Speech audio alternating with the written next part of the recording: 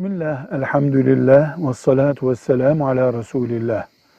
Bir işin yapılmasını Allah, peygamberi bize kesinlikle yasakladıysa buna haram denir.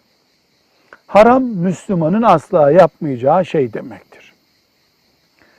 Dini konuları işleyen kitaplarımızda mekruh diye bir kavram daha bulunur.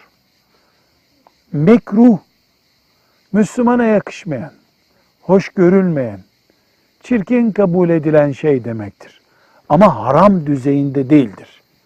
Mesela haram 100 ağırlıklı bir kabahat demekse, mekruh 70, 80, 60, 50, 40 düzeyinde görülebilir bir kabahat demektir.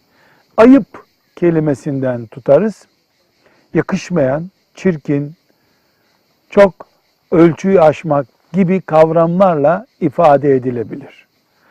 Bu sebeple haram işleyen birisi çok ağır bir suç işlemiş, cehenneme girmeyi hak etmiştir. Tövbe istiğfar etmelidir. Mekruh işleyen birisi ise o hatayı düzeltmesi gereken bir iş yapmıştır deriz. Esasen Müslüman ne haram işler ne mekruh işler. Ama haram çizgiyi aşmaktır.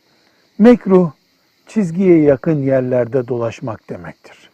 Velhamdülillahi Rabbil Alemin.